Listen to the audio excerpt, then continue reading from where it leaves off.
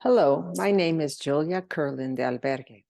I am studying to obtain a major in the English language, and I am currently taking the course on American and English literature. The introduction to the course gave us the definition of what literature is, that it is any written work that has literary merit, and how it is classified, if it is either fiction or nonfiction. Literature is also defined as the art of creating stories. The author C.S. Lewis stated that it adds to reality. These stories can be based on social, historical, and social cultural backgrounds, periods of time, languages, and people.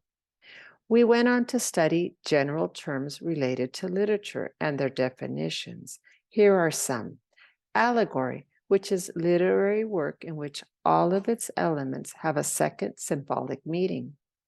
Alliteration, repetition of an initial consonant sound in words that are close together. Diction, word choice of a writer or speaker. Imagery, it appeals to readers' senses through descriptive language. Irony creates a contrast between how things are seen and how they really are. And many more general terms are the ones that we studied. We saw several videos when we first talked. When we first talked was one of them, The Origins of English and the History of English Literature. Then we studied the history of British literature and the influence of the Gaels that lived in Ireland, Scotland, and Wales.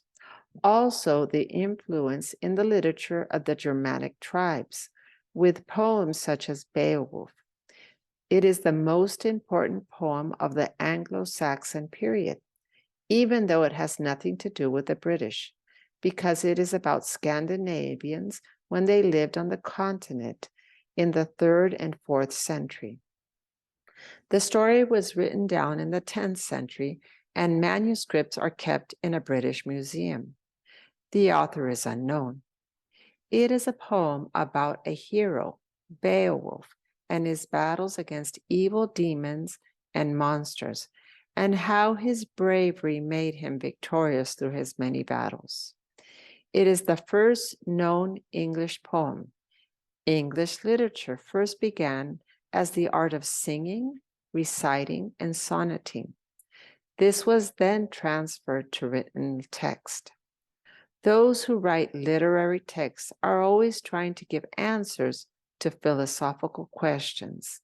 Some of the authors we studied are Christopher Marlowe, William Shakespeare, Robert Louis Stevenson, John Ronald Tolkien, and Ray Bradbury. We also studied the history of American literature, how literature began with the Native Indians through oral tradition that included myths, legends, tales, and lyrics. A myth is a traditional story usually involving supernatural beings or events, which explain an aspect of human nature or how the natural world came to be. A specific kind of myth is a creation myth, and an example of one of these myths is the world on the turtle's back. Creation myths describe the universe, the earth, and how life began. It also explains the workings of the natural world, and it approves social customs and values of the culture, in this case of the American Indians. Another myth that was studied is titled When the Grizzlies Walked Upright, which tells the story of the origin of the American people. When Europeans started exploring America, their accounts of the explorations were written in Scandinavian. These are stories of how the Norsemen, such as Leif Erikson, settled briefly in the northeast coast of America, in what is thought to be Nova Scotia, Canada. These accounts were recorded in the 11th century, 400 years before the arrival of Christopher Columbus. When Christopher Columbus discovered America, he wrote about the trip to the New World in what is known as his Epistola. He recounts the difficult trip and how fearful the crew was of monsters and of falling off the edge of the earth. He had to fake the ship logs in order to avoid mutiny. The sailors did not know how far they were traveling. Then you have Bartolomé de las Casas, who wrote about the early encounters of the Native American Indians and the Europeans.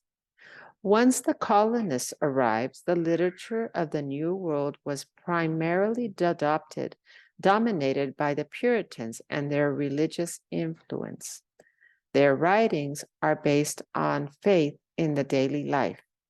American literature begins in 1620 with the settling of Plymouth Plantation. We also studied different American authors, such as John Smith, William Bradford, Edward Winslow, Anne Bradstreet, Nathaniel Hawthorne, Edgar Allan Poe, and Edward Taylor. We also investigated and studied other American authors. We had to indicate in a series of different authors what period in history they belonged to, such as the colonial period, Revolutionary Age, early national period, American Romantic period, realistic period, naturalistic period, modernistic period, counterculture period, or contemporary period. We studied the characteristics of their writings, what literary moments they belonged to, and their major literary works. Also, the date they were born and the date they were deceased. We finalized this first partial with the video, What's Literature?, in which literature is defined as the study of human communication. In conclusion, we covered the basics of literature, such as its definitions and general terms, the history of both English and American literature, as well as major authors and important information related to each and every one of them, especially mentioning their major literary works.